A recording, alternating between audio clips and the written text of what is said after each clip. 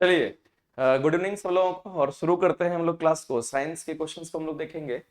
तो चलिए, ये बिहार एसएससी का आपका सेट है जिसमें हम लोग साइंस के पहले क्वेश्चंस को यहाँ पे देखेंगे, जो कि स्लाइड में आपका दे रखा है।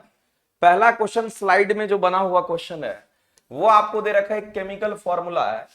और इससे पूछा गया है कि बताइए, ये जो केमिकल फॉर्मूला आपका C6H14 है, ये किसको रिप्रेजेंट करता है। सामने दिया हुआ है उनके नाम, आपको बताना है। तो आप कहेंगे 6 कार्बन का है, तो हेक्सा तो सब में है। तो हम लोग बात करते हैं यहां पर 6 कार्बन का चेन बनाते हैं, 6 कार्बन का चेन बनाते हैं। और C6H14 होना चाहिए। तो यहां पर 6 कार्बन का अगर हम लोग देखेंगे, ये 6 कार्बन का कितने कार्बन हो गए, 5। एक और कार्बन बैठा दिए 6। अब इसमें हाइड्रोजन को सबके साथ हम लोग देखते हैं, तो इस कार्बन के साथ कितना, तो 3 चला जाएगा, क्योंकि 4 पूरा करना होता है। इसके साथ भी 3 चला जाएगा। यहां पर ऑलरेडी 2 है, तो इसके साथ 2 ही बचेगा। यहां पर क्या होगा, तो कहेंगे यहां भी 2 होगा, यहां भी क्या होगा, 2 होगा, यहां भी 2 हाइड्रोजन। तो टोटल कितने हो गए, 3 हाइड्रोजन, 3 3 6 हो गया। और 6 यहां पर कितना, तो 8 है, 8 6 कितना हो गया, तो 14 हो गया। इसका मतलब है C6H14 को यही इंडिकेट करता है।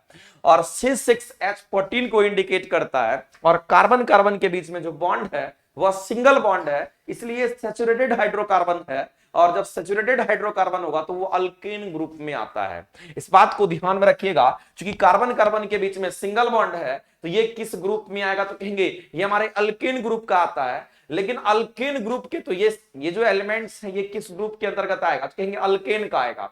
ये अल्केन के अंतर्गत आता है, ये अल्केन में आएगा, अल्केन में आएगा। क्योंकि अल्केन का केमिकल फॉर्मूला होता है CnH2n, और प्लस में क्या होगा, तो 2 करेंगे। तो यहां से भी हम लोग इसको वेरीफाई कर सकते हैं।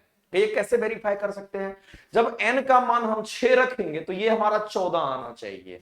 तो हम यहां पर देखेंगे, जब n का मान अगर हम लोग 6 रखते हैं, देखिए n का मान अगर 6 रखे, तो यहां पर n की जगह अगर 6 रखेंगे, 6 दूना 12, 2 14। इसका मतलब है कि ये केमिकल फॉर्मूला C6H14 जो दे रखा है वो अल्केन पर सेट आउट हो रहा है।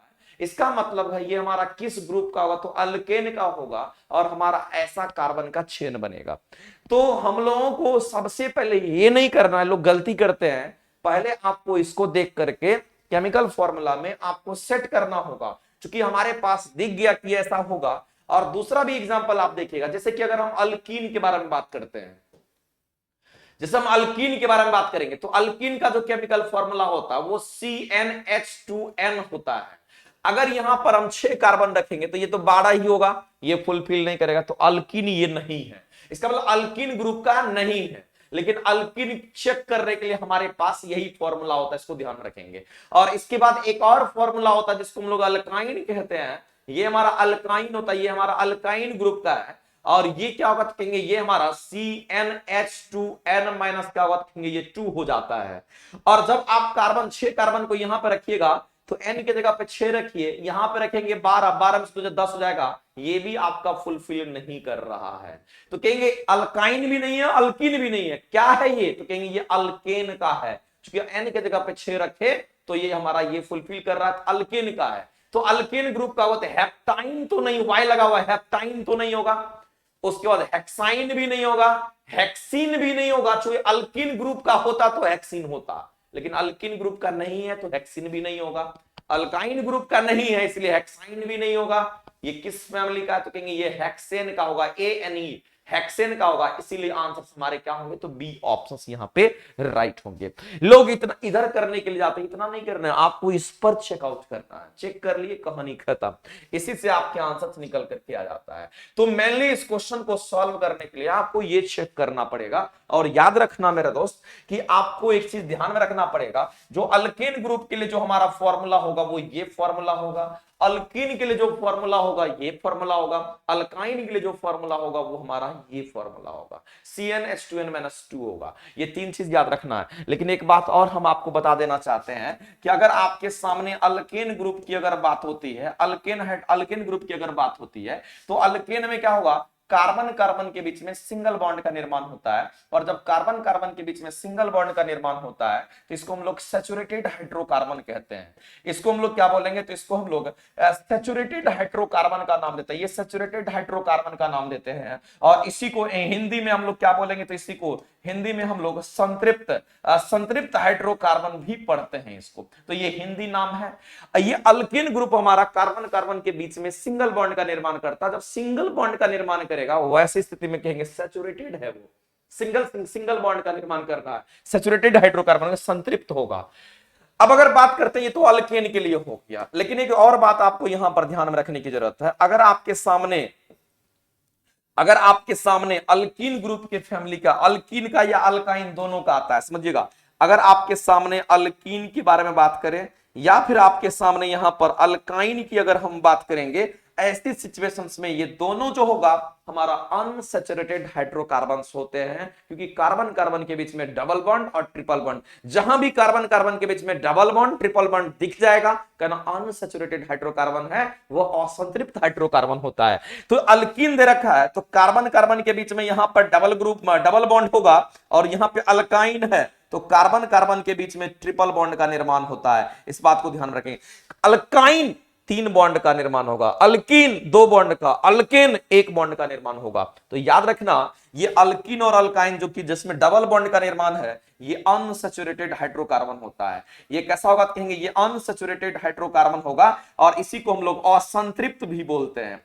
इसी को हम लोग असंतृप्त हाइड्रोकार्बन का नाम भी देते हैं हिंदी में। इस बात को ध्यान जानना पड़ेगा। तो ये जो पॉइंट्स थे, कुछ पॉइंट्स जिसको मैंने आपके सामने रखा, यहां से क्वेश्चन आपके सामने आता है, कब असंतृप्त होगा कब संतृप्त होगा, आप यहां से कर सकते हैं और जानना भी चाहिए आपको। तो ये सारी बातें आपको ध्यान में रखने की जरूरत है। ये बातें आपका इस तरह से इसको ध्यान में रखेंगे, ये बात ध्यान में रखना है, दोनों बातें इंपॉर्टेंट है। चलिए आगे चलते हैं। नेक्स्ट अगला क्वेश्चन दे रखा है कि पौधे से रिलेटेड मेरा दोस्त यहां पर बात कर रहा है, कह रहा है कि पौधे का नर प्रजनन अंग कौन सा होगा। तो पौधे का नर प्रजनन अंग की बात कर रहा है। अगर आप गौर से देखिएगा तो आंसर आपको मिल जाएगा।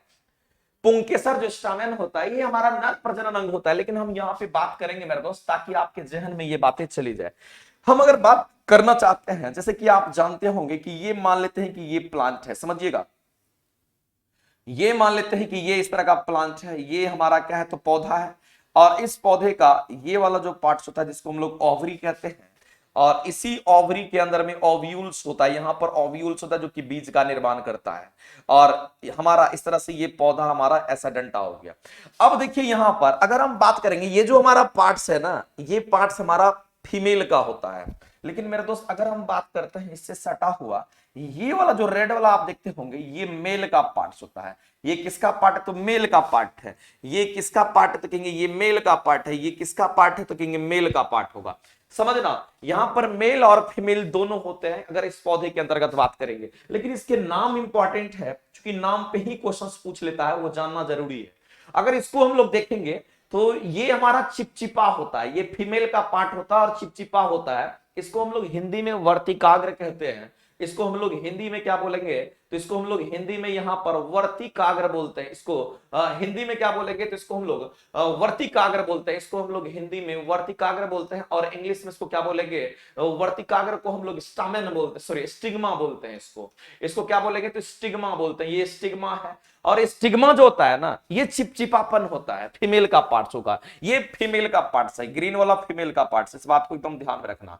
अब समझना, ये तो स्टिग्मा हो गया। अब ये वाला जो पार्ट्स होता है, इसको हम लोग स्टाइल कहते हैं। इसको क्या बोलेंगे, इंग्लिश में बोलते हैं इसको स्टाइल बोलते हैं, और हिंदी में इसको क्या बोलेंगे, तो वर्तिका बोलते हैं। हिंदी में इसको क्या बोलेंगे, तो इसको हिंदी में वर्तिका बोलते हैं।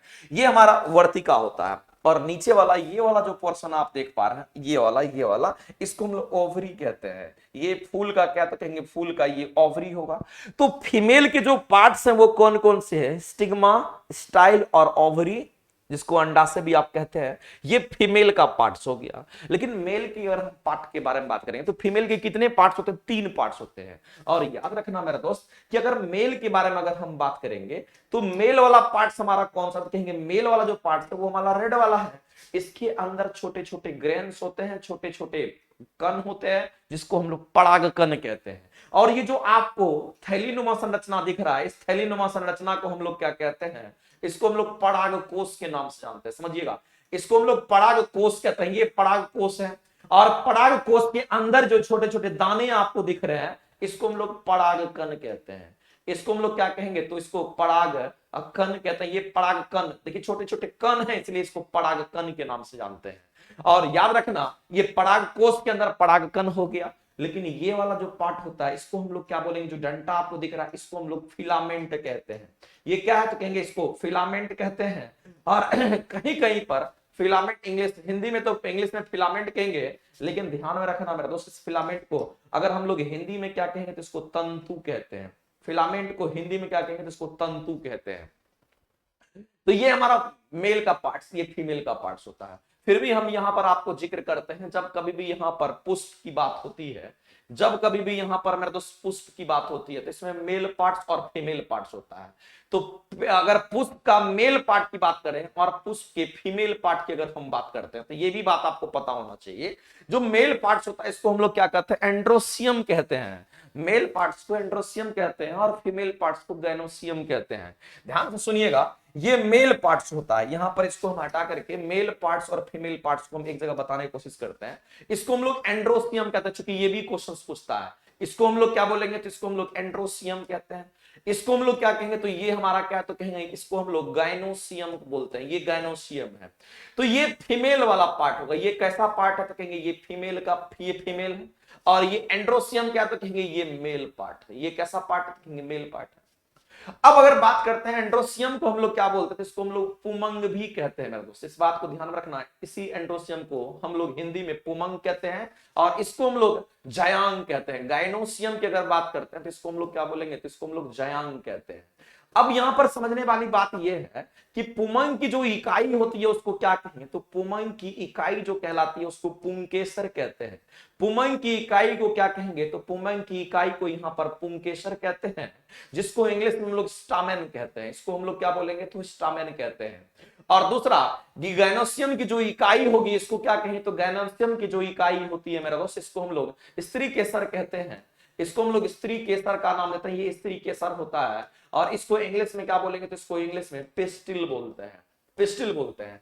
तो यहां से भी आप आंसर अपने छांट करके कर सकते हैं कि जो पुष्प है ना उसका एक तो में नर भाग होगा, एक मादा का भाग होगा, एक मेल पार्ट होगा, एक फीमेल का पार्ट होगा। हमसे क्या पूछा है, पौधे का नर प्रजनन अंग पूछा गया है। तो जब पौधे के नर प्रजनन अंग की अगर हम बात करते हैं तो नर में कौन सा बात है, नर में मेल का आ गया, तो मेल का हमारा प्रजनन अंग इसी में से कुछ होगा, तो या पुमंग होगा नहीं तो पुंकेसर होगा। तो यहां पर जब हम देखेंगे इन सबको तो सीधा सीधा हमें यहां पर दिख रहा होगा कि डी में ऑप्शंस में पुंकेसर दिखाई दे रहा है। इसका मतलब पुंकेसर जो है ये नर पार्ट है प्रजनन अंग का, नर पार्ट का ये प्रजनन अंग का नर पार्ट है, नर पार्ट का ये प्रजनन, सॉरी अब पुंकेसर जो है ये मेल पार्ट है और ये प्रजनन में हिस्सा लेता है पुंकेसर। तो इसको भी आप ध्यान में रख सकते हैं, ये मेल का ये फीमेल का। पौधा में अगर देखेंगे तो ये हमारा फीमेल का पार्ट है और ये हमारा मेल का पार्ट है, ये मेल का पार्ट होगा। इसको भी आप ध्यान रखेंगे। चलिए आगे चलते हैं, इस क्वेश्चन के आंसर्स आपको सारे के मिल गए होंगे इतने में। आगे चलते हैं मेरे दोस्त और अगला क्वेश्चन देखते हैं। यहां पर दे रखा है, कह रहा है कि अत्यधिक प्रतिरोध वाले चालक को क्या कहा जाता है। अत्यधिक प्रतिरोध वाले चालक को क्या कहते हैं, अत्यधिक प्रतिरोध जिसमें ज्यादा से ज्यादा प्रतिरोध होगा। प्रतिरोध को मापने के लिए रेसिस्टर का हम लोग यूज करते हैं। तो यहां पर सीधा सीधा हम कहेंगे प्रतिरोधक जो होगा, ये प्रतिरोधक एक डिवाइस है जो कि प्रतिरोध को मेजरमेंट करता है। तो अत्यधिक प्रतिरोधक वाले चालक को क्या कहते हैं, इसको रेसिस्टर का नाम देते हैं। अब दूसरी बात अगर हम लोग यहां पर बात करते हैं, जैसे कि सेमीकंडक्टर है, तो सेमीकंडक्टर क्या है तो इसको हम लोग अर्धचालक कहते हैं। और सेमीकंडक्टर एक ऐसा डिवाइस होता है जिसका यूज हम लोग कहां पे करते हैं, इनका यूज हम लोग सोलर प्लेट वगैरह में भी इनका यूज सेमीकंडक्टर का किया जाता है। और जनरली सेमीकंडक्टर जो ये डिवाइसेस होते हैं, जैसे कि अगर हम बात करेंगे यहां पर जर्मेनियम का, अगर हम बात करते हैं सिलिकॉन का, ये मोस्ट यूजफुल मटेरियल है सेमीकंडक्टर का, जिसका यूज हम लोग इलेक्ट्रिसिटी के दौरान यहां पे करते हैं, चाहे हमारा सोलर का पैनल हो और कहीं भी हम लोग ज्यादातर इसको यूज करते हैं। इस बात को ध्यान में रखना पड़ेगा। अब अगर बात करते हैं कंडक्टर के बारे में बात करते हैं, तो कंडक्टर क्या करता है तो कहेंगे कंडक्टर से इलेक्ट्रिसिटी पास करता है। कंडक्टर से इलेक्ट्रिसिटी पास करता है। और एक बात आपको ध्यान में रखना पड़ेगा मेरे दोस्त, जो कंडक्टर होता है ना उसका रेजिस्टेंस जो होता है वो क्या होता है, तो कहेंगे इनका कंडक्टर का जो रेजिस्टेंस होता है ना वो लो होता है, क्योंकि इससे करंट को पास करवाना होता है, तो इसका जो रेजिस्टेंस होता है, इनका जो रेजिस्टेंस होता है वो लो होता है। इस बात को ध्यान में रखेंगे। तो वैसे सीधा सीधा क्वेश्चन पूछा था और आपको आंसर यहां से करना था, और सीधा सीधा आप आंसर यहां से कर सकते थे। तो यहां पे अगर हम कहेंगे, और इंसुलेटर की अगर हम बात करेंगे, तो इंसुलेटर से करंट पास नहीं करता है, और अगर इंसुलेटर से करंट पास नहीं करेगा इसका मतलब है इसका रेजिस्टेंस वेरी वेरी हाई होता है। इनका रेजिस्टेंस की अगर हम बात करते हैं, आर की अगर हम बात करें, तो ये आर जो होगा ये क्या होगा, तो कहना ये अनंत होता है, ये अनंत होगा, इनफाइनाइट होता है। इसीलिए जब अनंत प्रतिरोध होगा तो करंट उससे पास नहीं करेगा, करंट को जाने नहीं देगा। इंसुलेटर जिससे करंट का पथ फ्लो नहीं हो पाता है। तो आंसर करेंगे इसका, अत्यधिक प्रतिरोध वाले चालक को प्रतिरोधक का नाम दिया जाता है। नेक्स्ट क्वेश्चन पे आते हैं, और अगला क्वेश्चन दे रखा है आपके सामने, दे रखा है क्वेश्चन, और इस क्वेश्चन का अगर हम लोग आंसर करेंगे, कह रहा है कि डैश एक बहुकोशिकीय जीव है। कौन सा इसमें से एक बहुकोशिकीय जीव है? जब आप देखिएगा ना, तो माइकोप्लाज्मा हो गया, पैरामीशियम हो गया, साइनोबैक्टीरिया होगा, ये तीनों जो आप देख पा रहे हैं ये एक कोशिकीय जीव है। ये कैसा जीव है, तो कहेंगे ये तीनों के तीनों कैसा जीव है, कहेंगे ये तीनों के तीनों एक कोशिकीय जीव है। इस बात को ध्यान में रखना, ये एक कोशिकीय जीव, ये तीनों के तीनों एक कोशिकीय जीव होता है। एक कोशिकीय जीव में ये तीनों तो होंगे ही होंगे, लेकिन इसके अलावे भी आपको याद रखना पड़ेगा। जैसे अगर हम लोग बात करते हैं यहाँ पर पैरामीशियम के बारे में बात करते हैं, या फिर हम लोग अमीबा के बारे में बात करते हैं, या फिर हम लोग यूग्लिना के बारे में बात करते हैं, ये अमीबा हो गया, यूग्लिना हो गया, पैरामीशियम हो गया, ये सब क्या है कि एक कोशिकीय जीव होगा जो कि एक ही कोशिका का बना होता है। ये हमारा इसमें पैरामीशियम भी आप यहां पर दे दीजिए, ये पैरामीशियम भी हो गया। इसमें पैरामीशियम की अगर हम बात करेंगे तो पैरामीशियम को भी आप यहां पे कंसीडर कर सकते हैं। ये पैरामीशियम की अगर हम बात करेंगे तो पैरामीशियम भी, ये सब हमारे एक कोशिकीय जीव होते हैं। लेकिन एग्री, यहां पर एग्रीकस जो है ये जो दे रखा है ये क्या है, क्योंकि ये कवक है, ये फंगस होता है। ध्यान रखना ये क्या है, तो कहना ये कवक है, एक प्रकार का ये कवक है। और इस कवक को आप अपनी आंखों से देखे होंगे, जैसे गोबर पे देखिएगा, गोबर छत्ता जो होता है वो वही चीज है। ये सीधा सा बात है, ये गोबर छत्ता आप देखे होंगे, गोबर छत्ता घरेलू चीज है, आप वहां पे देखे होंगे। और गोबर छत्ता जो एग्री कैसे होता है, ये हमारा कैसा कहेंगे, ये बहुकोशिकीय जीव होता है। और बहुकोशिकीय जीव जो हमारा होगा वो कवक होगा। तो आंसर करेंगे इस क्वेश्चन का, जो बहुकोशिकीय जीव होगा वो ए ऑप्शन हमारे यहाँ पे राइट होंगे। लेकिन ये सब हमारा एक कोशिकीय जीव होता है। अब यहां पर एक बात मेरे दोस्त समझना जो कि काफी इंपॉर्टेंट है, माइकोप्लाज्मा से रिलेटेड। माइकोप्लाज्मा पे एक क्वेश्चन, फेमस क्वेश्चन निकल करके आता है और क्वेश्चन एग्जाम में पूछता भी है कि माइकोप्लाज्मा जो हम देख रहे हैं ये सबसे छोटी कोशिका होती है। इस बात को ध्यान में रखना, माइकोप्लाज्मा ये सबसे छोटी कोशिका होती है। ये सबसे छोटी कोशिका, ये सबसे छोटी कोशिका, माइकोप्लाज्मा सबसे छोटी कोशिका की होती है। माइकोप्लाज्मा जो होगा ये सबसे छोटी कोशिका होती है। और इसका माइकोप्लाज्मा का एक दूसरा नाम होता है, इसका जो अदर नेम होता है, दूसरा जो नाम होगा मेरे दोस्त एकदम याद रख लेना, जो दूसरा इसका अदर नेम होता है उसको हम लोग बोलते हैं पीपीएलओ।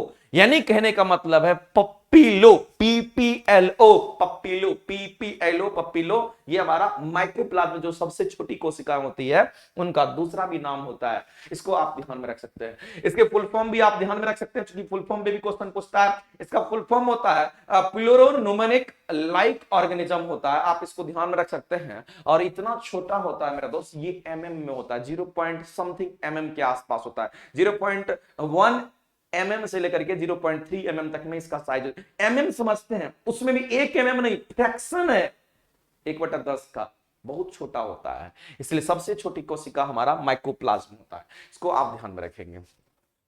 तो क्वेश्चंस ऐसे भी पूछे जाते हैं, ये सारी चीजें को आपको ध्यान में रखने की जरूरत है। नेक्स्ट क्वेश्चन पे आते हैं, और साइनोबैक्टीरिया का, ये ब्लू ग्रीन अलगी साइनोबैक्टीरिया होता है। ब्लू ग्रीन अलगी जो नील हरित शैवाल है वही हमारा साइनोबैक्टीरिया है, नील हरित शैवाल साइनोबैक्टीरिया होता है। आगे चलते हैं, अगला क्वेश्चन के ऊपर हम लोग बात करते हैं, और अगला क्वेश्चन आपके सामने है। बताइए इस क्वेश्चन का आंसर करके कि इस क्वेश्चन का आंसर क्या करेंगे। जो आपके सामने है इस क्वेश्चन का आंसर बताएंगे।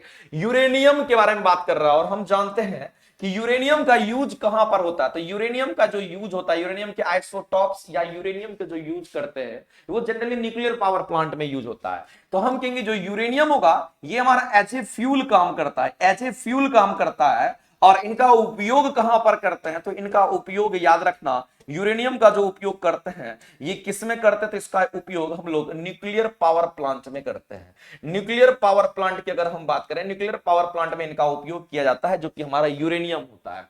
लेकिन ध्यान में रखने वाली बात यह है कि यूरेनियम जो इनके जो आइसोटॉप्स होते हैं वो कौन कौन से होंगे। जैसे अगर हम बात करते हैं यहाँ पे 235 हो गया, 92 पे हमारा होता है यूरेनियम का आइसोटॉप्स, ये परमाणु संख्या समान द्रव्यमान संख्या अलग अलग होगा, तो ये 238 भी होगा। यूरेनियम का और भी हम लोग कह सकते हैं ये 92 होगा, ये कितना होगा तो कहेंगे 230, यहाँ पे 3 भी होगा। इस तरह से हम लोग यहाँ पर देखते हैं 233 4, इस तरह से हम लोग देखते हैं। तो ये सब हमारा क्या है, ये सब के सब हमारा जो यूरेनियम का आइसोटॉप्स है, परमाणु संख्या सबके समान है और द्रव्यमान संख्या अलग अलग है, इसलिए यूरेनियम का आइसोटॉप्स है। इनका यूज ज्यादातर हम लोग कहां पे करते हैं, तो कहेंगे इनका यूज हम लोग न्यूक्लियर पावर प्लांट में करते हैं, एज ए फ्यूल के रूप में यूज करते हैं। तो हम लोग परमाणु रिएक्टर में ईंधन के रूप में किसका यूज करते हैं, तो याद रखिएगा वो यूरेनियम होगा जिसका यूज करते हैं, और यूरेनियम के आइसोटॉप्स का यूज कर लेते हैं बाद में, कि ये सब चीज आपका फर्जी दे रखा है।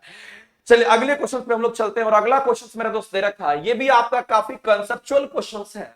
आपको दे रखा है सीधा सीधा, पार्थेनोकॉर्पी किसके रूप में परिभाषित किया गया है। तो पार्थेनोकॉर्पी है क्या, ये सबसे पहला चीज बनता है कि पार्थेनोकॉर्पी होता क्या है। क्योंकि पार्थेनोकॉर्पी कहने का मतलब है मेरे दोस्त, इसमें फूल नहीं डेवलप होता है। पार्थेनोकॉर्पी में कहेंगे फर्टिलाइजेशन नहीं होता है, याद रखना इसमें फर्टिलाइजेशन नहीं होगा लेकिन फल होता है। फूल नहीं होगा लेकिन फल होता है, याद रखना इसमें निषेचन नहीं होगा लेकिन फल होता है। तो कहिएगा सर इसके एग्जांपल भी ध्यान रखना, हाँ बिल्कुल कहेंगे इसमें फूल नहीं होता, ध्यान से सुनना मेरा दोस्त, इसमें फूल नहीं होता, इसमें फूल नहीं होता, इसमें फूल नहीं होता है, इसमें फूल नहीं होता है लेकिन फल होता है।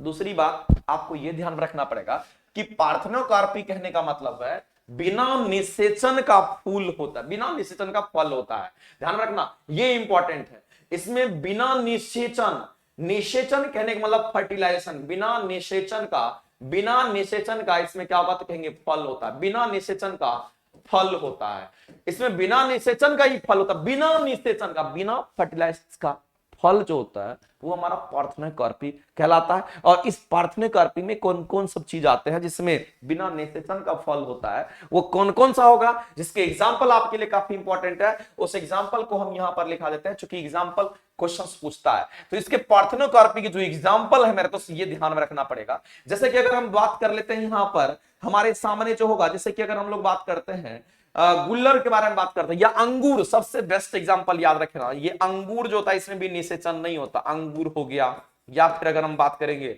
गुलर के बारे में बात करते हैं, अंगूर हो गया, गुलर हो गया। और इस तरह से अगर हम लोग और भी देखेंगे एग्जांपल, जैसे कि आपका केला वगैरह में भी यही चीज होता है, याद रखना केला वगैरह में भी यही होता है। तो अंगूर हो गया, गुलर हो गया, केला हो गया, इन सब में निषेचन की क्रियाएं नहीं होती है लेकिन इसके अंदर फल होता है।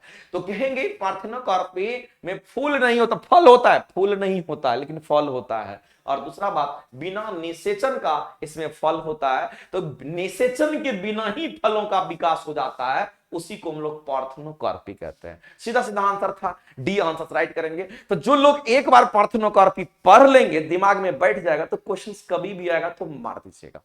आगे चलते हैं और अगले क्वेश्चंस के ऊपर हम लोग चर्चा करते हैं। नेक्स्ट क्वेश्चन कह रहा है कि एक सांद्र अम्ल और तनु करने के लिए, देखिए सांद्र अम्ल कहने का मतलब क्या है। यहां पर अगर आपसे सांद्र अम्ल की बात करता है, सांद्र अम्ल की बात करता है, इसका मतलब है कंसंट्रेटेड एसिड की बात कर रहा है। और हम लोग बात करते हैं कंसंट्रेटेड एसिड कहने का मतलब जैसे HCl हो गया या फिर हमारा HNO3 होगी, ये सब सांद्र एसिड के अंतर्गत आता है। अब कह रहा है कि एक सांद्र अम्ल है, इनको तनु करने के लिए, क्या करने के लिए, सांद्र को तनु करने के लिए। तो सांद्र को तनु कैसे करेंगे, तो हम क्या करेंगे, उसमें पानी ऐड कर देंगे, पानी को मिला देंगे, तनु बन जाएगा। क्योंकि कंसंट्रेशन ज्यादा है और कम कंसंट्रेशन करने के लिए उसमें ज्यादा मात्रा में पानी को बढ़ा देंगे, जिससे वह हमारा कंसंट्रेटेड ना रह करके वो डाइल्यूट हो जाए, तनु बन जाए। यानी कहने का मतलब है अगर सांद्र अम्ल को अगर आपको तनु में परिवर्तित करना है, सांद्र अम्ल को अगर तनु बनाना होगा, तो आपको यहां पर वाटर का मिक्सिंग करना पड़ेगा, यहां पर आपको वाटर मिक्स करना पड़ेगा, यहां पे वाटर मिक्स करना पड़ेगा, किसमें, तो एसिड में। तो हम कहेंगे यहां पर अगर हमको सांद्र अम्ल को तनु करना होगा तो इस क्वेश्चन के लिए जो आंसर करेंगे 69 नंबर जो क्वेश्चन मेरे दोस्त आपके सामने दे रखा है, इस क्वेश्चन का आंसर यहां पे करेंगे कि हम लोग सांद्र अम्ल में क्या मिलाएंगे, तो कहेंगे सांद्र अम्ल में पानी मिला देंगे। आंसर करेंगे यहां पर बी ऑप्शन।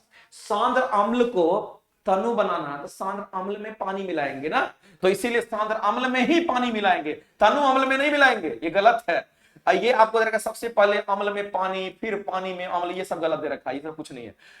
यहां पे कह रहा कि पानी में सांद्र अम्ल में नहीं, अगर तनु बनाना है तो सांद्र जो है उसको तनु बनाना, उसमें पानी ऐड कर देंगे, तनु में बदल जाता है, तो कंसंट्रेशन चेंज हो जाता है, जिसकी वजह से आंसर करेंगे बी ऑप्शन राइट। नेक्स्ट सीधा क्वेश्चन था, इसमें और ज्यादा कुछ दिमाग नहीं लगाना। आगे क्वेश्चन है, निम्नलिखित में से कौन सी धातु उच्च तापमान पर ऑक्सीजन के साथ प्रतिक्रिया नहीं करता है। मेरे दोस्त देखने के साथ ही आपको पता चल जाएगा कि सिल्वर जो होता है ये सिल्वर प्रतिक्रिया नहीं करता है।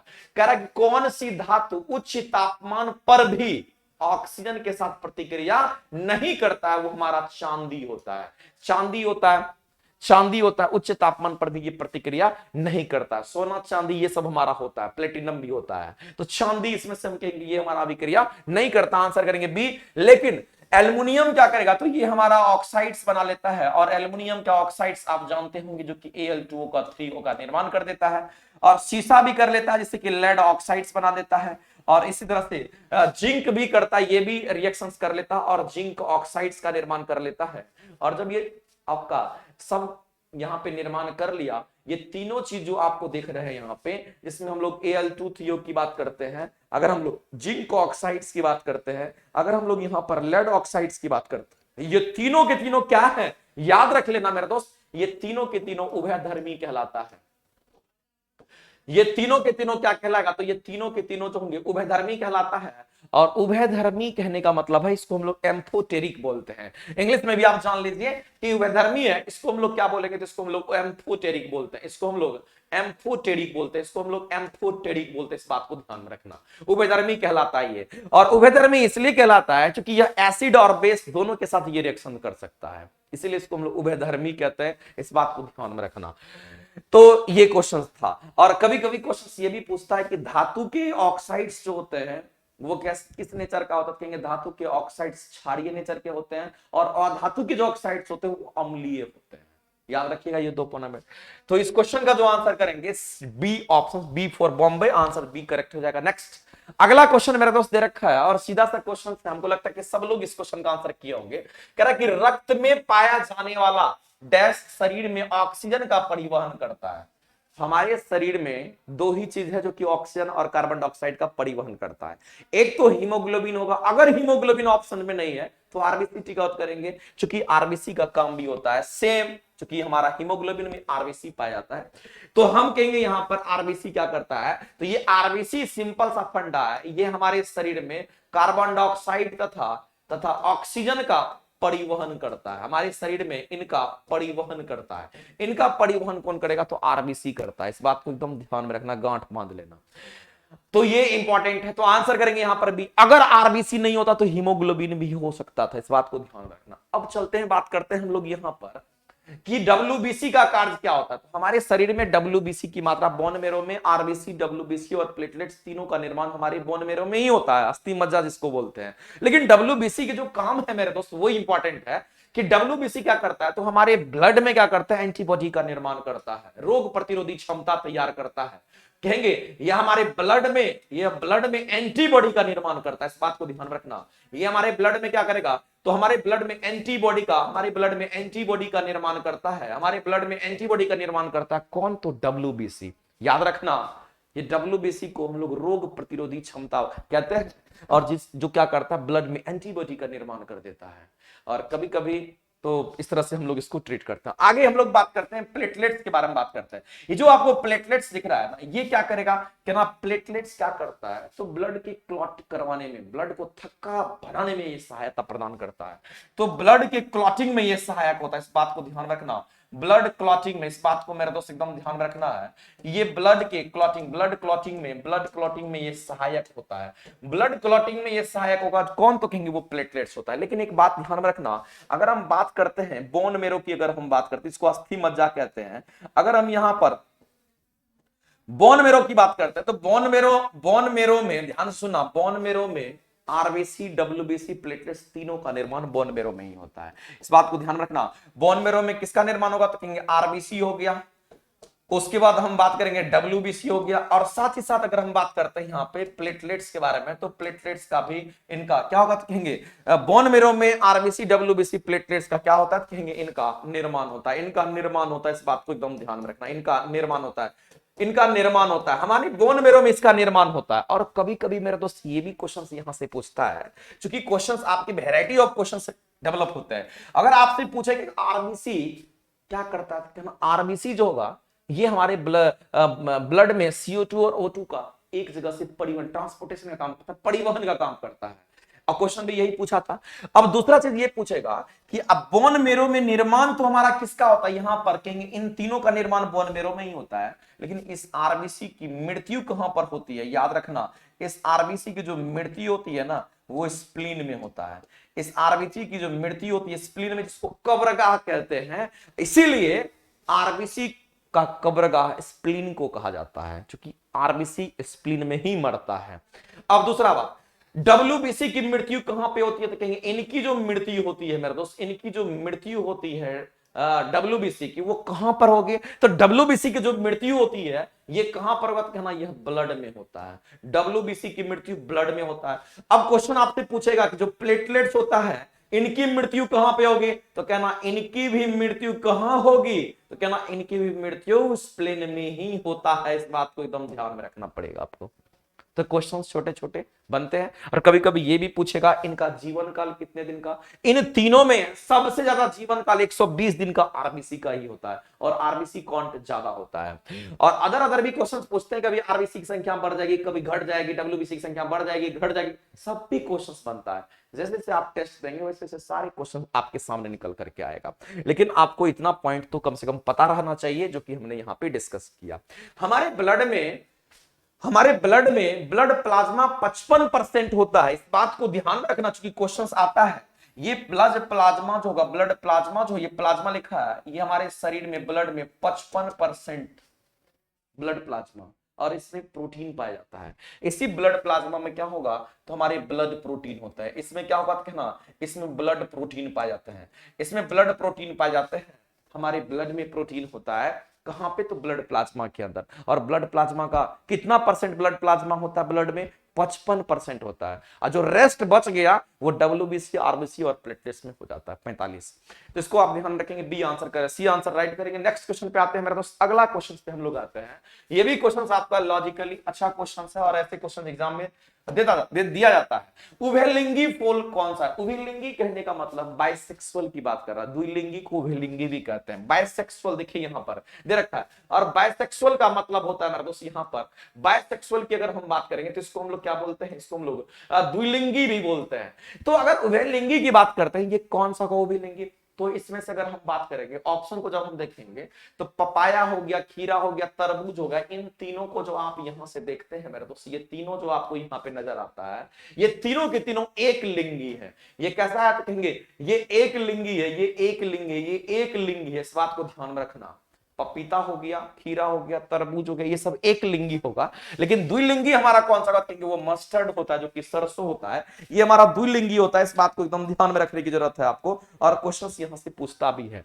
लेकिन मेरे दोस्त हम आपको यहां पर कुछ चीज बताना चाहते हैं कि अगर आपसे द्विलिंगी के बारे में बात करता है, अगर आपसे यहां पर उभयलिंगी या द्विलिंगी, जो सेम चीज है, दोनों अलग चीज नहीं है, उभयलिंगी बोलिए या फिर आप इसको द्विलिंगी अगर बोलते हैं, तो उभयलिंगी के जो एग्जांपल होंगे वो एग्जांपल ज्यादातर एग्जाम में पूछता है। जैसे एग्जांपल के बारे में अगर हम लोग बात करते हैं, जैसे कि गुलाब हो गया, तो गुलाब भी हमारा द्विलिंगी होता है।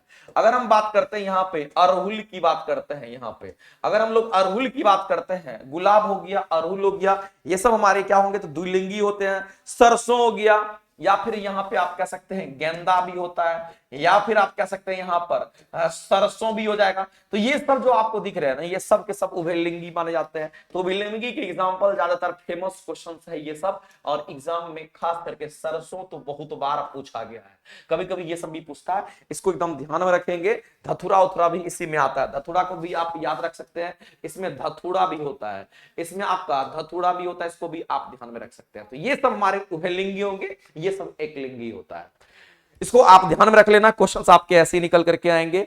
और जितने भी आपका, एक बात और ध्यान में रखना मेरे दोस्त, और सीधा सीधा क्वेश्चंस है कि जितने भी लत्ती वाला पौधा होता है ना, जितने भी लत्ती वाले पौधे होते हैं एक लिंगी ही होते हैं, जैसे कद्दू, करेला, नेनुआ, ये सब एक लिंगी ही होता है।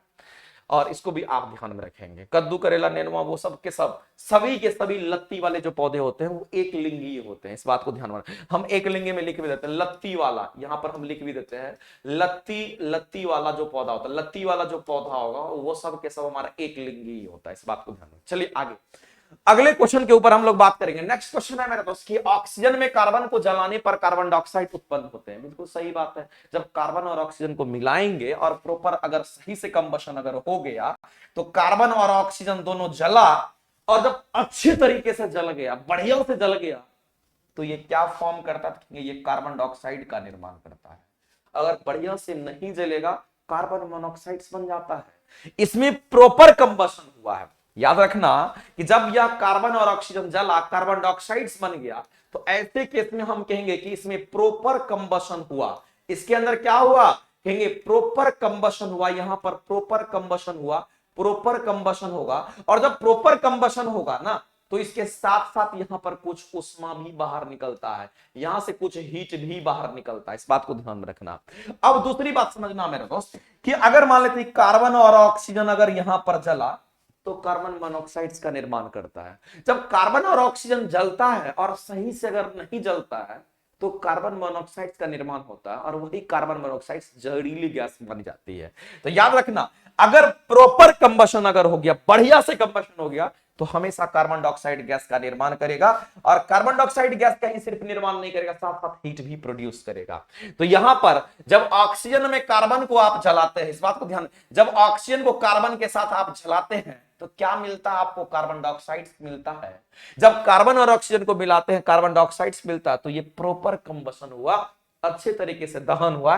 कंबशन रिएक्शंस को इंडिकेट करता है, इसका मतलब दहन अभिक्रिया होगा, कंबशन रिएक्शंस हुआ। यहां पर आंसर करेंगे, यहां पर सी ऑप्शन आपके राइट है, यहां पे सी ऑप्शन आपके यहां पे राइट है। नेक्स्ट क्वेश्चन पे चलते हैं, अगला क्वेश्चन देखते हैं मेरे दोस्त। और क्वेश्चन बहुत ही सीधा और सपाट क्वेश्चन कह रहा है, एक वस्तु पर बल लगाने के बावजूद भी, कह रहा है एक वस्तु पर बल लगाने के बावजूद भी किया गया कार्य कह रहा है कि शून्य होगा, वो कौन सी स्थिति होगी? तो आपकी नजर में आपको एक ही चीज समझ में आता होगा कि वर्क जो होता है ये हमारा एफ एस कॉस थीटा होता है। एक तो मैथमेटिकल फॉर्मूला हमारा ये होता है, इस बात को ध्यान से समझना, ये हमारा मैथमेटिकली होता है। ऐसा हम लोग मैथमेटिक्स कहता है, ऐसा मैथमेटिक्स कहता है जब मैथमेटिक्स के लिए सॉल्व करते हैं। लेकिन अगर हम लोग बात करेंगे यहाँ पे जनरलाइज्ड इक्वेशंस जो इनका होता है, जो कि सब लोग इसको पढ़ते हैं, और सीधा सीधा आपको ये भी पता होना चाहिए कि कार्य बराबर बल गुना क्या होगा? कहेंगे कार्य बराबर बल गुना यहाँ पर विस्थापन होगा, और विस्थापन एक प्रकार का क्या होता है? दूरी ही होता है। तो मेरे दोस्त अगर कह रहा है कि एक वस्तु पर, कह रहा है एक वस्तु पर बल लगने के बावजूद भी किया गया कार्य शून्य होगा, बल लगने के बावजूद भी किया गया कार्य अगर शून्य होगा, इसका मतलब बल है लेकिन किया गया कार्य अगर शून्य हो रहा है, तो किस टेंस में कह रहा है? कहेंगे बल लग रहा है लेकिन किया गया कार्य अगर शून्य हो रहा है, इसका मतलब कहीं ना कहीं इसका विस्थापन शून्य हो रहा है। तो हम कहेंगे बल है, ये बल है, यहां पर बल है, लेकिन बल को अगर जीरो से गुना कर देंगे तो ये तो जीरो ही देगा, तो हम कहेंगे कार्य का मान शून्य होगा। इसका मतलब है कि अगर बल लगने के बावजूद भी अगर कार्य यहां पर शून्य हो रहा है, तो वैसे स्थिति में हम कहेंगे विस्थापन क्या होना चाहिए? तो वो शून्य होना चाहिए। डी ऑप्शन हमारे राइट होंगे। तो आप यहां से जाइए कि यहां जाइए, कोई फर्क नहीं पड़ता, आप यहीं से लगा लो, आंसर आपके आएंगे। नेक्स्ट, और याद रखना कि कार्य हमारा नेगेटिव, पॉजिटिव और जीरो तीनों होता है, इस बात को ध्यान में रखना। और नेगेटिव कार्य कब मिलता है?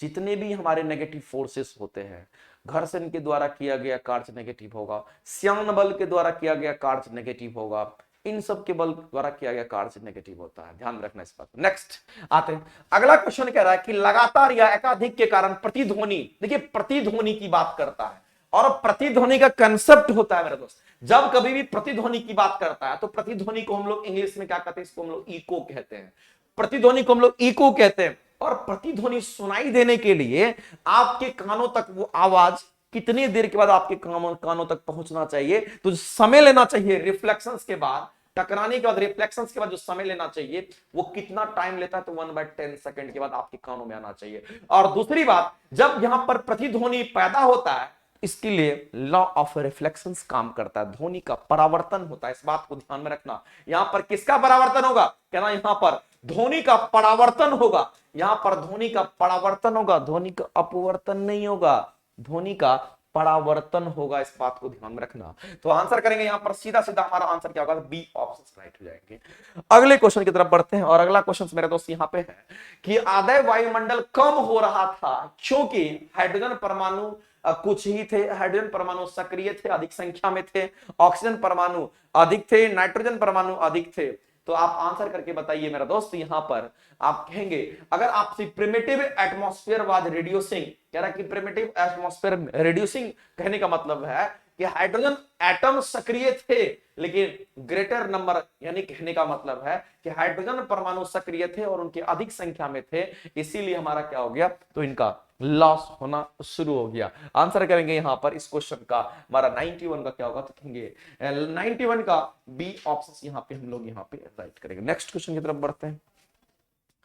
अगला क्वेश्चन है कि इनमें से कौन सा रासायनिक परिवर्तन है। देखिए, जब हम लोग बात करेंगे मक्खन अगर खट्टा हो गया तो क्या फिर वो से सही हो सकता है, नहीं, एक बार अगर खट्टा हो गया तो हो गया, हमारा केमिकल रिएक्शन होगा, यही हमारा आंसर हो जाएगा।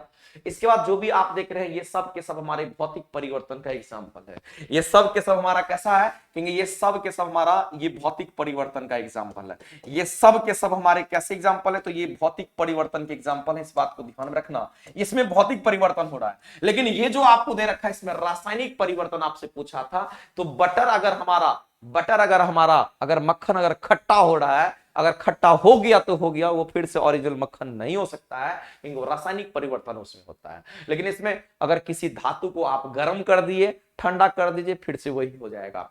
लोहा को चुंबक का गुण बना दीजिए, और जैसे ही आप चुंबक गुण उसका हटा भी सकते हैं, उससे आप करंट फ्लो करवा करके, वायर में करंट का फ्लो करवा करके लोहा का जो होगा, और आप जैसे ही करंट का सप्लाई खत्म करेंगे तो चुंबकीय प्रवृत्ति उसकी खत्म हो जाती है। इसको हम लोग कर सकते हैं। तो ये सब के सब भौतिक परिवर्तन होगा जिसमें हम लोग चेंज ला सकते हैं दोबारा, लेकिन इसमें एक बार हो गया तो हो गया रासायनिक परिवर्तन, इसीलिए ए आंसर हमारे राइट होंगे। अगला क्वेश्चन देखते हैं मेरा दोस्त, यहां पर दे रखा है वृषण के बारे में बात कर रहा है, और वृषण कहने वाला टेस्टिस की बात होती है, और टेस्टिस होता है किसमें, तो मेल में होता है। सबसे पहला चीज तो यही समझना पड़ेगा कि अगर मेरे दोस्त मेल की अगर हम बात करते हैं तो इस मेल कहने का मतलब है, मेल को हम लोग नर बोलते हैं। तो मेल के अंदर एक मेल में क्या होता है, कहेंगे मेल में क्या होगा, मेल के पास टेस्टिस होता है, और इस टेस्टिस का काम क्या होगा, ये टेस्टिस क्या करता है, कहेंगे स्पर्म का फॉर्मेशन करता है, इस बात को ध्यान में रखना। ये टेस्टिस क्या करता है, ये स्पर्म का फॉर्मेशन करता है, इस बात को ध्यान में रखना। ये स्पर्म का फॉर्मेशन करता है, स्पर्म का निर्माण करता है, स्पर्म का ये फॉर्मेशन करता है, स्पर्म का ये निर्माण करता है, स्पर्म का फॉर्मेशन कौन करता है, तो कहेंगे वो टेस्टिस करता है। अब यहां पर बात आती है मेरे दोस्त, जो टेस्टिस होता है ना, हमारे शरीर से टेस्टिस बाहर होता है, और इसलिए बाहर होता है क्योंकि वो स्पर्म का फॉर्मेशन करता है, और स्पर्म का अच्छे तरीके से फॉर्मेशन होने के लिए हमारे शरीर के तापमान से उनका तापमान जो होना चाहिए 1 से 2 डिग्री कम होना चाहिए, इसलिए हमारे शरीर से बाहर होता है। तो अगर हम बात करते हैं यहां पर इसके बारे में, अगर हम लोग बात करें मेरे दोस्त, ये मान लेते हैं हमारा क्या, तो कहेंगे ये हमारा स्क्रोटल सैक बोलते हैं, और इसी के अंदर क्या होता है, कहेंगे इसी के अंदर क्या होगा, तो यहां पर टेस्टिस होता है, यहां पर टेस्टिस होगा। जो भी आपका नॉर्मल होते हैं, जो भी नॉर्मल कंडीशंस में अगर देखा जाएगा तो 2 टेस्टिस होता है, ये टेस्टिस है, रेड वाला जो देख रहे हैं आप, इसको हम लोग क्या कहेंगे, तो ये हमारा टेस्टिस होता है, इसी को हम लोग टेस्टिस कहते हैं। और इसी में टेस्टिस के अंदर, इसी के अंदर क्या होगा, तो इसी टेस्टिस में क्या होगा, तो स्पर्म का निर्माण होता है। क्यों, क्योंकि ये टेस्टिस से निकलने वाला जो हार्मोन होता है वो टेस्टोस्टेरोन हार्मोन होता है। ये कौन सा, तो कहेंगे टेस्टोस्टेरोन हार्मोन होता है, और यही टेस्टोस्टेरोन हार्मोन जो होता है वो मेल हार्मोन कहलाता है, जो कि स्पर्म के फॉर्मेशन में सहायता प्रदान करता है। तो ध्यान में रखना है टेस्टिस में कितने होंगे, तो कहेंगे ये हमारा सॉरी ये कितने टेस्टिस, दो होते हैं और दोनों स्पर्म का फॉर्मेशन करता है। और इसके अंदर का टेम्परेचर जो होना चाहिए हमारे बॉडी टेम्परेचर से 102 डिग्री क्या होना चाहिए, हमारे बॉडी टेम्परेचर से 102 डिग्री सेंटीग्रेड क्या होना चाहिए, तो कहेंगे कम होना चाहिए, तभी जाकर के प्रॉपर स्पर्म का फॉर्मेशन कर पाता है टेस्टिस। अब अगर बात करते हैं ये जो टेस्टिस होता है, इसका ये जो पॉच लाइक आप स्ट्रक्चर देख रहे हैं, ये जो आप थैलीनुमा संरचना देख रहे हैं, इसको हम लोग थैलीनुमा संरचना कहते हैं। ये कैसा है, ये थैलीनुमा, थैली बना हुआ रहता है, थैलीनुमा संरचना का ये आकार का होता है, थैलीनुमा संरचना होता है। इस थैलीनुमा संरचना को हम लोग क्या कहते हैं, इसको हम लोग स्क्रॉटल सैक का नाम देते हैं। इसी थैलीनुमा संरचना को हम लोग क्या बोलेंगे, तो इसको हम लोग स्क्रॉटल, ध्यान रखना, इसको हम लोग स्क्रॉटल सैक बोलते हैं।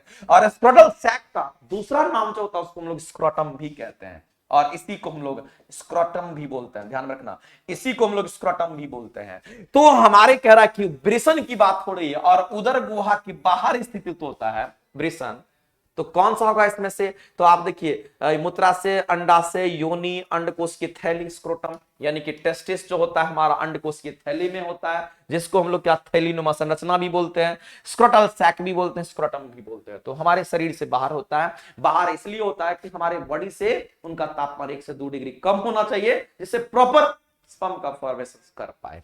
ठीक है, तो ये बात आपको समझ में आ गया होगा। बाद बाकी यहां पर अगर वेजाइना हो गया, यहां पर अंडाशय है और ये मूत्राशय, सबके अपने अपने अलग अलग काम होते हैं। आगे आप टेस्ट में देखेंगे तो आपको अलग अलग तरीके के क्वेश्चंस नजर आएंगे। नेक्स्ट क्वेश्चन आपका है टिश्यू कल्चर से रिलेटेड, कह रहा है कि वनस्पति भागों या बीज की बजाय, बीज के बजाय कह रहा वनस्पति भाग या बीज के बजाय, यानी कि बीज का रोपण नहीं करना, आपको बीज से पौधा नहीं उगाना है, आपको टिश्यू से पौधा बनाना है। तो यहां पर कोशिकाओं के माध्यम से नए पौधे को उगाना टिश्यू कल्चर कहलाता है।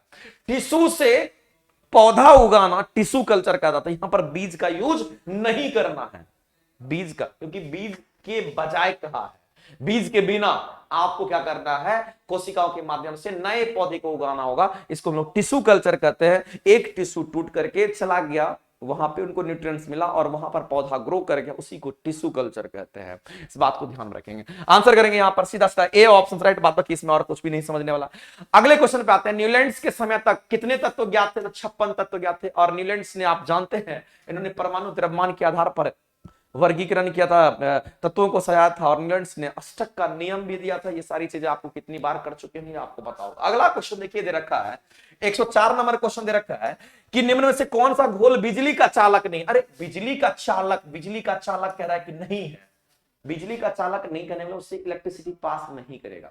सबसे पहला चीज तो आपको समझना पड़ेगा कि इलेक्ट्रिसिटी पास करने के लिए आयंस का होना जरूरी होता है। घोल की अगर हम बात करते हैं, किसी भी अगर घोल की बात करते हैं ना, तो घोल में किसका होना जरूरी होगा, कि ना घोल में आयंस का होना जरूरी होगा। घोल में आयन का होना, घोल में आयन का होना, घोल में आयन का होना जरूरी होता है। घोल में आयन का होना जरूरी होता है। लेकिन मेरे दोस्त ध्यान में रखने वाली बात यह है कि जब कभी भी आयनिक बॉन्ड की बात होती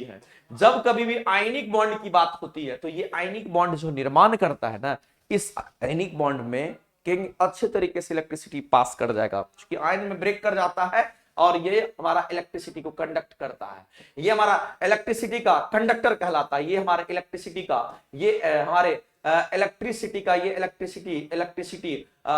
कंडक्टर कहलाता है। ये इलेक्ट्रिसिटी का कंडक्टर कहलाता है। लेकिन अगर हम लोग बात करते हैं यहां पर कोवलेंट बॉन्ड की, अगर हम बात करते हैं, अगर हम यहां पर अगर कोवलेंट बॉन्ड की बात करते हैं मेरे दोस्त, तो कोवलेंट बॉन्ड में हमारे आयंस यहां पे नहीं अलग होते हैं और इलेक्ट्रिसिटी का बैड कंडक्टर कहलाता है। ये कहेंगे इलेक्ट्रिसिटी का क्या कहलाएगा, तो कहेंगे इलेक्ट्रिसिटी का ये बैड कंडक्टर कहलाता है। बैड कंडक्टर, इलेक्ट्रिसिटी का बैड कंडक्टर कौन होगा, कहना वो हमारा कोवलेंट बॉन्ड जो होता है। तो यहां पर अगर हम लोग देखते हैं मेरे दोस्त, जो घोल होगा बिजली का चालक यानी करंट का फ्लो नहीं होने देगा, वो कौन सा होगा, तो यहां पर सोडियम हाइड्रोक्साइड्स है। तो घोल में क्या मिला हुआ है, सोडियम हाइड्रोक्साइड्स का घोल है, इसमें पास कर जाएगा। सोडियम हाइड्रोक्साइड्स NaOH होगा, तो ये हमारा निर्माण करेगा किसका, आयनिक बॉन्ड का। ग्लूकोज भी, और एसिटिक घोल हो गया, हाइड्रोक्लोर नहीं, यहां पर ग्लूकोज को रहने दीजिए, ये ग्लूकोज को, एसिटिक एसिड का घोल हो गया, हाइड्रोक्लोरिक एसिड का यहां पर घोल की अगर हम बात कर लेते हैं तो ये भी हमारा हो जाएगा। तो 104 नंबर जो क्वेश्चन होंगे, इस क्वेश्चन का जो आंसर होगा मेरे दोस्त, यहां पर ग्लूकोज का घोल में इलेक्ट्रिसिटी पास नहीं करेगा, इसीलिए यही हमारे आंसर होंगे। बाद में ये सब के हमारे पास कर जाएगा, क्योंकि जो ग्लूकोज का घोल होता है इसमें नहीं कर पाता है। नेक्स्ट अगला क्वेश्चन देखिए, कार्बोहाइड्रेट, प्रोटीन और वसा का पूर्ण पाचन आपको मैंने कितनी बार करवाया मेरे दोस्त, और सीधी सी क्वेश्चन भी पूछेगा है कि कार्बोहाइड्रेट हो, प्रोटीन हो या वसा हो, इन तीनों का संपूर्ण पाचन, पूर्ण पाचन कहां पे होता है, कहना छोटी आंत में होता है। संपूर्ण पाचन अगर बोलते हैं ना तो तीन चीज दिमाग में आना चाहिए, कार्बोहाइड्रेट, प्रोटीन और वसा। तो कहेंगे इन तीनों का पूरा पाचन कहां पर होगा, तो वो छोटी आंत में होता है। आंसर करेंगे यहां पर सी, करेक्ट हो जाएगा। और याद रखना मेरा दोस्त, जो हमारा बड़ी आंत होता है, जो बड़ी आंत होता है ना, इसमें भोजन का पाचन नहीं होता है। याद रखना, इसमें आप सीधे सीधे याद रखना, इसमें भोजन का पाचन तो नहीं होता, इसमें भोजन का पाचन नहीं होगा, लेकिन इसमें जल का अवशोषण होता है। इसमें किसका, तो कहेंगे इसमें जल का क्या होगा, तो कहना इसमें जल का अवशोषण होता है। भोजन का पाचन नहीं होगा, लेकिन इसमें जल का अवशोषण होता है। लेकिन छोटी आंत में कहेंगे तो इसमें हम कहेंगे भोजन का संपूर्ण पाचन होता है। इसमें भोजन का संपूर्ण पाचन, भोजन का संपूर्ण जो पाचन होगा भोजन का, वो कहां पर, तो छोटी आंत में होता है। और हमारा जो ऑसोफेगस होता है, ये एक रास्ता है जिससे खाना अंदर जाता है। और ऑसोफेगस के अंदर की हम लोग को ध्यान में रखना है कि इसके अंदर क्या होता है, तो एक मूवमेंट होता है, जिस मूवमेंट के कारण खाना अंदर जाता है, जिसमें एक्सपेंशन कंट्रैक्शन होते रहता है मसल्स में, उस मोमेंट को कहते हैं पेरिस्टालसिस मोमेंट। याद रखिएगा, ये क्वेश्चन पूछता है, इस मोमेंट को बोलते हैं पेरिस्टालसिस मोमेंट बोलते हैं। ये कैसा मोमेंट है, कहना ये पेरिस्टालसिस मोमेंट है। ये पेरिस्टालसिस मोमेंट होता है जिसके कारण गति मिलता है और भोजन अंदर जाता है। कंट्रैक्शन एक्सपेंशन होते रहता है, हमारे जो खाना वाला फूड पाइप होता है उसी के अंदर लेयर में हमारा कंट्रैक्शन एक्सपेंशन होते रहता है। उस मोमेंट को क्या कहते हैं, उसको पेरिस्टालसिस मोमेंट कहते हैं, जो कि ओसोफेगस में होता है। इस बात को आप ध्यान में रखेंगे। तो एसोफेगस बोलिए, तो ये आपको ध्यान रखना। नेक्स्ट क्वेश्चन पे चलते हैं। अगला क्वेश्चन मेरा दोस्त दे रखा है कि स्वैच्छिक कार्यों के लिए सुनिश्चित और अंग शरीर का संतुलन बनाए रखने के लिए, शरीर का संतुलन बनाए रखने के लिए कौन जिम्मेदार होगा, हमारे ब्रेन का जो पार्ट जिसको हम लोग बोलते हैं अनुमस्तिष्क, जो कि हमारा सेरेबेलम होता है। ये सेरेबेलम सबसे छोटा भाग होता है, ब्रेन का सबसे छोटा भाग। याद रखना, ये ब्रेन का सबसे छोटा भाग भी होता है। ये ब्रेन का सबसे छोटा भाग जो होगा वो सेरेबेलम होता है, हमारे शरीर को संतुलित बनाए रखता है। इस बात को ध्यान में रखेंगे।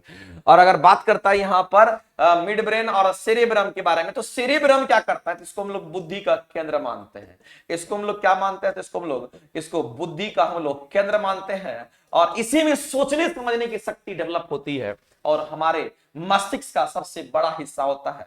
याद रखना, ये ब्रेन का बड़ा भाग होता है, ये ब्रेन का बड़ा भाग होता है। इस बात को एकदम ध्यान में रखना पड़ेगा। तो क्वेश्चंस आपके ऐसे निकल करके आते हैं। तो 107 नंबर क्वेश्चन का आंसर बी कर लीजिएगा, आंसर राइट हो जाएगा। नेक्स्ट, और अगला क्वेश्चन है मेरे दोस्त कि निम्नलिखित में से कौन सा पानी के साथ कैल्शियम की अभिक्रिया के लिए सही नहीं है। तो अभिक्रिया तीव्रता से नहीं, पानी के साथ कैल्शियम का रिएक्शन बहुत स्लो होता है, धीरे धीरे अभिक्रिया करता है। तो कह रहा है कि निम्नलिखित में से कौन सा पानी के साथ कैल्शियम की अभिक्रिया के लिए सही नहीं है। तो कह रहा है यहां पर कि अभिक्रिया की तीव्रता, सॉरी यहां पर क्वेश्चन जो आपको दे रखा है, तैरना तो शुरू कर देता है, तैरना भी शुरू करता है, ये तो सही दे रखा है। अगर हम बात करते हैं यहां पर मेरे दोस्त, ये तो सीधा सीधा क्वेश्चन आपको कंसेप्ट पे ही पूछ लिया है, और लेकिन आपको यहां पर ध्यान में रखना पड़ेगा। यहां पर एक चीज आपको ध्यान में रखना पड़ेगा, गर्म और ठंडा पानी की अगर हम बात करें, समझिएगा क्वेश्चन जो आपको दे रखा है वो कुछ ऐसा है। क्वेश्चन ये है कि निम्नलिखित में से कौन सा पानी के साथ, कौन सा, ये जो आपको दे रखा है, कह रहा है कौन सा पानी के साथ कैल्शियम की अभिक्रिया के लिए सही नहीं होगा। तो कैल्शियम पानी में तैरना शुरू करता है, निकलने वाली उष्मा जो होती है वो कम होती है, हाइड्रोजन गैस निकलती है। चूंकि हम जानते हैं मेरे दोस्त, धातु जब वाटर के साथ रिएक्ट करता है जल के साथ, तो उससे हाइड्रोजन गैस रिलीज होता है। तो ये सब के सब सही है। कह रहा है कौन सा पानी के साथ कैल्शियम की अभिक्रिया के लिए सही नहीं है, कौन सा, तो वो कौन सा, तो अभिक्रिया जो वो तीव्र तीव्रता कम होती है, ये सही नहीं है। तीव्रता ज्यादा होती है, ये सही नहीं है, इसलिए यही आंसर करें। नेक्स्ट क्वेश्चन उल्टा हमने बोल दिया था, ये सीधा सही होगा। अगला क्वेश्चन है, किस कोशिका ऑर्गेनेल में कोशिका का मास्टर कहते हैं? कोशिका का मास्टर किसको कहते हैं, किस ऑर्गेनेल्स को कहते हैं? वो होता है न्यूक्लियस। याद रखना, सारा ऑपरेटिंग सिस्टम हमारा न्यूक्लियस से ही होता है। तो कोशिका के अंदर वाले भाग को न्यूक्लियस, और न्यूक्लियस में ही हम जानते हैं डीएनए, या फिर हम कह सकते हैं उनके अंदर क्रोमोसोम, क्रोमोसोम के अंदर डीएनए प्रेजेंट होते हैं, और डीएनए के छोटे से टुकड़े को ही हम लोग जीन भी कहते हैं। तो कोशिका का मास्टर जिसको कहते हैं वो हमारा न्यूक्लियस होता है। चूंकि न्यूक्लियस कोशिका का मास्टर इसलिए कहता है कि सभी मेटाबॉलिज्म जो होता है, सभी ध्यान रखना,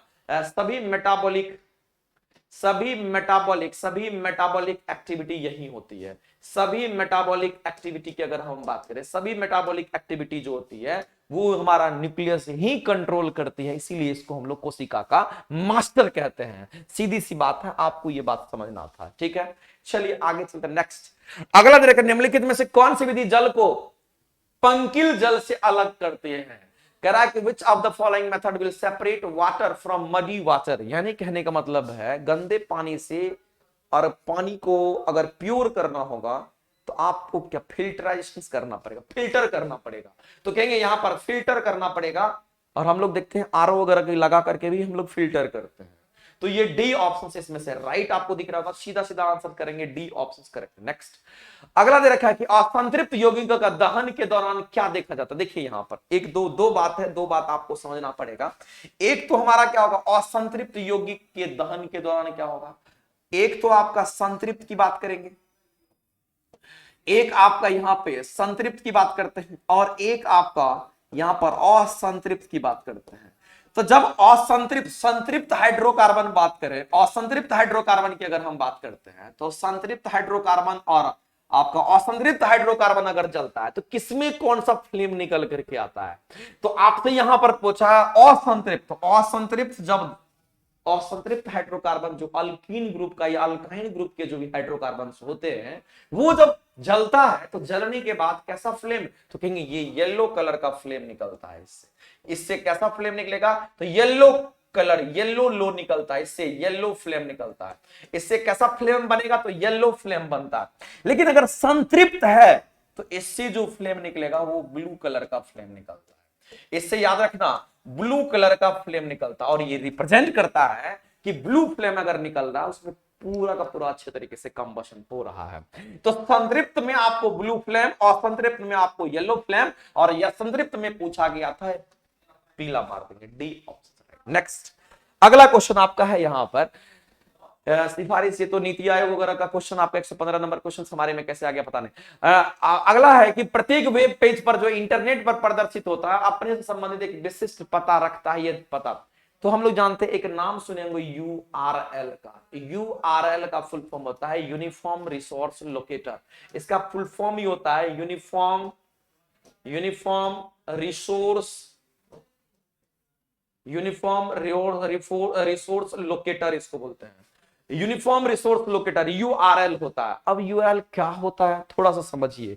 ये यूआरएल की अगर हम बात करेंगे, जैसे कि आप अगर कुछ भी चीज सर्च करते हैं तो आप देखते होंगे, जब सर्च करते होंगे तो आप वहां पर देखते होंगे, अपने फोन में भी देखते होंगे, तो HTTP लिखाता है, आपको ऑबली इस तरह से देगा। अगर मान लेते हैं www डॉट, अगर फेसबुक अगर आप खोल रहे हैं तो www.facebook.com भी लिखता है। ये जो पूरा का पूरा आप यहां से लेकर के यहां तक आप देख पा रहे हैं ना, ये यूनिफॉर्म रिसोर्स लोकेटर ही है, और इसी से हम लोग किसी भी चीज को फाइंड आउट कर पाते हैं। तो ये हमारा यूआरएल के अंदर, तो यहां पर हम लोगों को दिया है प्रत्येक वेब पेज जो इंटरनेट पर प्रदर्शित होता है, कोई न कोई वेब पेज जैसे ही कुछ सर्च कीजिएगा उसका अपना एक ये निकल करके आ जाता है, जिसको हम लोग यूआरएल कहते हैं। और यही चीज आपसे पूछा है, यूनिफॉर्म रिसोर्स लोकेटर होगा, तो यहां पर लिमिटेड दे रखा, तो ये तो होगा नहीं। यूनिफॉर्म रिसर्च दे रखा, रिसोर्स होता है, तो कहेंगे आंसर यहां पर बी ऑप्शन राइट हो जाएगा। तो इस तरह से ये क्वेश्चंस आपके यहां पर खत्म हो गए, सारे क्वेश्चंस आपके करवा दिए गए मेरा दोस्त। तो इस तरह से तो आज का डिस्कशन आपका यहीं पे एंड होता है। चलिए ओके बाय।